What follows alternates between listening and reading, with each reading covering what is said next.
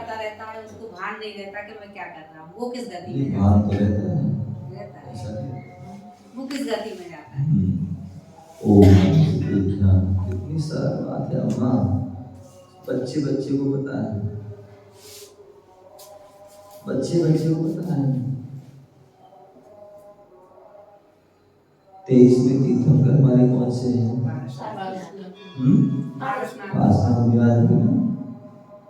उनके 10 भोग पूर्व के निकालिए। मरुभूति का जीव था, जिसने जो है क्या किया, अपनी जो है बहू, अपनी बहू के प्रति उसकी बुरे भाव है, उसने बलात्कार कर दिया। अपने भाई की पत्नी के साथ बलात्कार कर दिया। और अब हालांकि उसका भाई नहीं था, उसने वहां कर लिया। राजा को पता पड़ा, राजा ने उसको सजा दे दी, बाहर निकाल कर दिया उसको। लेकिन जैसे भाई को पता चला तो क्या हुआ, भाई को पता चला तो भाई ने क्या किया, माफ भी कर दिया। भाई ने कोई बात नहीं, भाई है हमारा, माफ कर दिया और माफ चल कर दिया और उसको लेने चला गया। लेकिन उसने क्या किया, उसने क्या किया, उसने तो ये समझा पता नहीं क्या लिया कैसे आया, और उसने पत्थर पटक दिया। और तब से वो प्रारंभ हुआ, और जो है 10 भाव तक वो चलता रहा है। वहां वो क्षमा करते रहे तो उन्हें अच्छी अच्छी गति मिलती रही, उनके कर्म कटते गए। क्योंकि निश्चित बात है, यदि कोई तुम्हारे लिए कुछ कर रहा है, इसका मतलब क्या है, वो तुम्हारा पूर्व जन्म का शत्रु है। क्या है, वो व्यर्थ जा रहा है। तुमने उसके संग में जो है पहले कुछ किया होगा, तो आज वो तुम्हारा जो है सूद सहज चुका रहा है। सुन रहे हो, क्या कर रहे हो, मत करो, सुनो, जब बोलते हैं सुनो। क्या बोल रहे हैं, यदि आप किसी के साथ कोई आपके साथ कोई बुरा कर रहा है, कुछ भी कर रहा है, तो समझ लेना क्या, ये जो है हमारा पूर्व भव का हमारा शत्रु है। हमने इसको पूरा किया था, आज वो हमारा कर रहा है। अब कर रहा है तो अब क्या करो, क्या करो, या तो तुम्हारे अंदर शक्ति हो तो उसका प्रतिकार करो,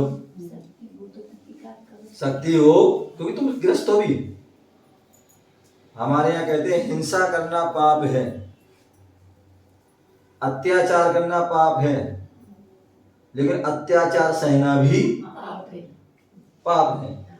यदि आपके अंदर शक्ति है, प्रतिकार करो, और नहीं है तो समझ लो भैया हमारा कर्म का उदय है, शत्रु है। जब तक वो कर्म बंधा हुआ, जब तक हमें जो है भोगना पड़ेगा।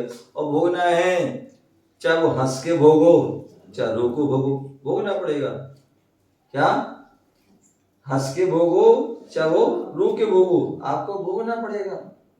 तो जब हम भोगने हैं तो हम रो के क्यों भोगे, समता से भोगो। समता से भोगोगे तो क्या होगा, उससे जो हमारे जो पुराने जो है बंध थे वो कट जाएंगे और नवीन, और अन्यथा पुराने कष्ट आ रहे हैं, वो पुराने कर्म को हो रहा है और उससे कष्ट आ रहा हो, तुम उसमें भी रो रहे हो।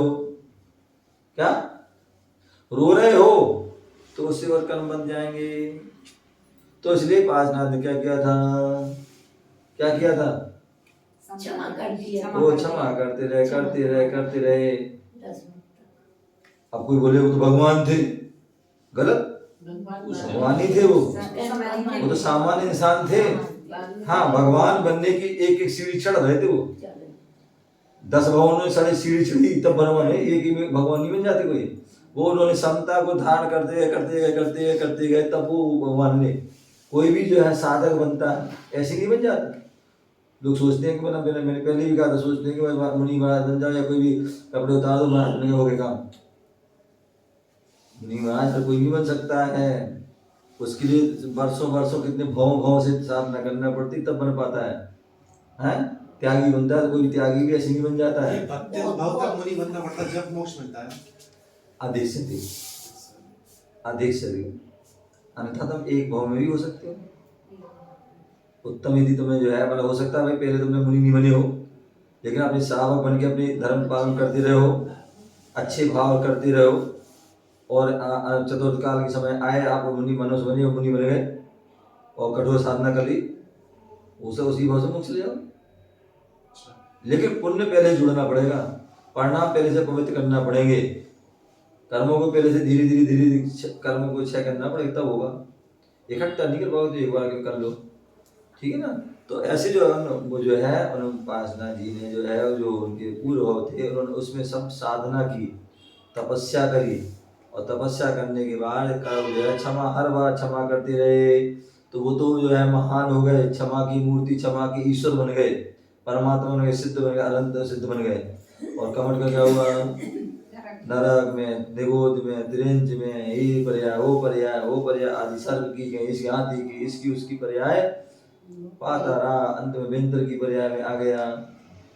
लेकिन फिर अंत में क्या हुआ, जब भगवान को केवल ज्ञान हो गया तब उसको जो है अपना इलाज हुआ, पश्चाताप हुआ कि अरे मैं क्या करता था, मैं किनको परेशान करता, जो बनने वाले तीर्थंकर थे हैं उनको परेशान करता, तब जाकर उनके चरणों में गिर गया, नतमस्तक हुआ, क्षमा याचना की, तब जो है उसके आगे, ठीक है ना।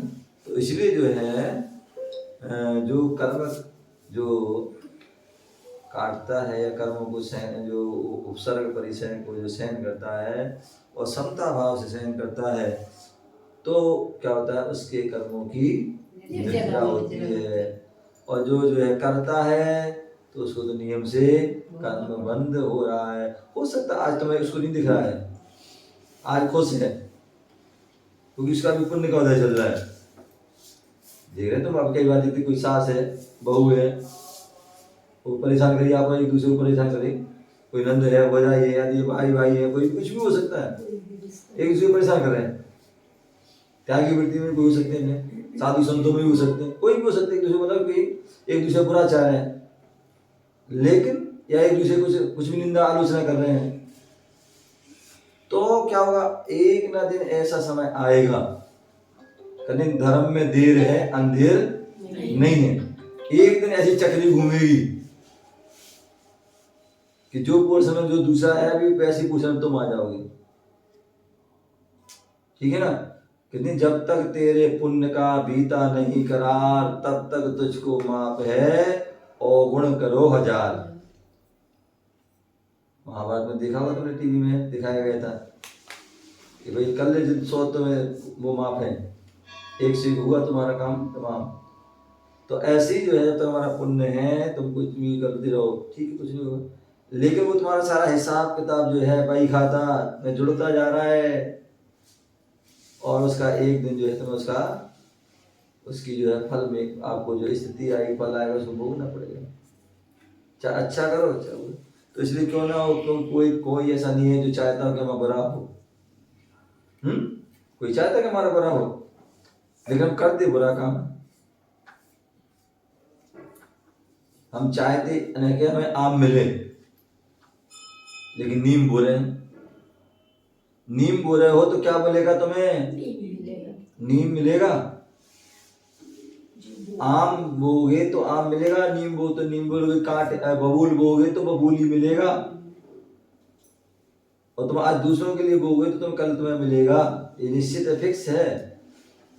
तो इसलिए जो है क्यों ना हो, जब हम चाहते हैं कि हमारे लिए अच्छा फल मिले तो हम अच्छा काम करें, अच्छा काम करो तो अच्छे ही फल मिलेगा, और बुरे काम करोगे तो अच्छा फल तुम्हें मिलने वाला नहीं। अच्छा फल मिलेगा वो तात्कालिक, तुम्हें कई बार ऐसा होता है कि कोई व्यक्ति पाप भी कर रहा है, उसको अच्छा फल मिल रहा है, तो उससे पाप करने से नहीं मिल रहा उसको, क्या पाप करने से नहीं मिल रहा है उसको, जो उसका पूर्व का पुण्य है वो उसके अनुसार मिल रहा है। जब पुण्य तुम्हारा छीड़ हो जाएगा तो वही फुटपाथ पे आ जाओगे, वैसे ही करो। तो इसलिए जो है हमारे लिए कभी भी जो है, चाहे वर्तमान हो चाहे भविष्य हो चाहे भूत का, उठा के देखिए, जिसने अच्छा किया उसको अच्छा फल मिला है, हैं? और जिसने बुरा किया तो उसको बुरा फल। और जो कर्म का जो उदय आया है, बस उसको हमें समता भाव से उसको क्या करना चाहिए, सहन करना चाहिए। तो उससे कर्म जो है कटते हैं, और समता भाव ना करके एकदम उसमें एकदम विषमता आ जाएगी, विषमता आ जाएगी तो फिर उससे कर्म बढ़ जाएंगे। इसलिए पूज्य हमारे गुरुदेव हमेशा कहते थे, आचार्य भगवान गुरुदेव कहते थे, बेटा जो है संयम की साधना में तुम बढ़ोगे हैं, तो उसमें क्या होगा, आपको फूल भी मिलेंगे और कांटे भी मिलेंगे। फूल में फूल नहीं जाना और कांटों में दुखी नहीं, शून्य नहीं, तो दोनों में समता हो।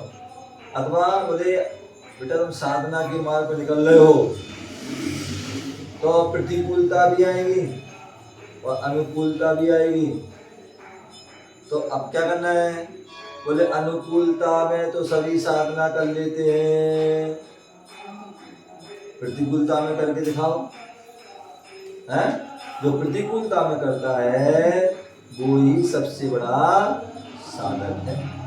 पार्श्वनाथ की पूजा पढ़ते हैं, जितना जितना उपसर्ग जो है उतनी उतनी दृढ़ता आई, समता आई, उतनी वो उतनी जल्दी भगवान काश यदि जो है कमट यदि उपसर्ग नहीं करता उनके ऊपर, हो सकता है उतनी जल्दी भगवान नहीं कर पाते हैं। तो वो कहते हैं, और वो भी उनमें सहायक बना, वो करते रहे उपसर्ग, वो सहन करते रहे, तो भगवान तो एक चीज जैसे अपन तीर्थ क्षेत्र पे जाना है अपने को, नहीं जा पा रहे, तो कोई कहते ना तुम्हारा बुलावा नहीं आया, भगवान नहीं बुला रहे, तो ये क्या सही है, इसमें सही क्या है? तीर्थ क्षेत्र अपने को जाना नहीं जा पा रहे, हाँ हाँ कोई कहता है तुम्हारा बुलावा नहीं है, सही कह रहा है, व्यवहार की भाषा है। बोला मतलब क्या है, अभी तुम्हारा जो है कर्म अच्छा नहीं है, यदि आप जो है तीर्थ यात्रा करना चाहते हैं, दान पुण्य करना चाहते हैं, व्रत नियम संयम लेना चाहते हैं, मोक्ष मार्ग बढ़ना चाहते हैं, अपनी बढ़ पाए, इसका मतलब क्या है इसका मतलब कि आपका अभी जो है अभी पुण्य का जो कर्म नहीं है, उसके लिए क्या करना चाहिए कि हो जाए, तो पुण्य बढ़ाना चाहिए, जो पुण्य बढ़ाना, जैसे हम जो है जो क्षेत्र पे जा रहा है कोई, उनका सहयोग करें, कोई जैसे शिखर जी जा रहा है, हम शिखर जी नहीं जा पा रहे हैं, तो कोई शिखर जा रहा है तो हमें शिखर जी कोई जा रहा है तो उसको जो भेजें, या उसको सहयोग, उसकी कुछ अगर आवश्यकता तो उसको सहयोग कर दें, ठीक है ना। तो उससे हम या हम संदेशिकर की पूजा करें, संदेशिकर प्रतिदिन ध्यान करें, उनकी जाप करें, पाठ करें, 40 अधिकार जो भी है, तो उससे जो है हमारा का जो होगा पुण्य का अर्जन होगा। आप दान करना चाहें तो दान नहीं कर, मतलब जो है आप जो है कुछ भी करना चाहते नहीं कर पा रहे हैं, समझ गए ना, तो या हम संयम धारण करना चाहते नहीं कर पा रहे हैं, तो जो संयमी है उनकी सेवा करो, समझ गए ना, तो उससे जो है आपके वो जो है कर्म जो है झिरेंगे, ठीक है ना।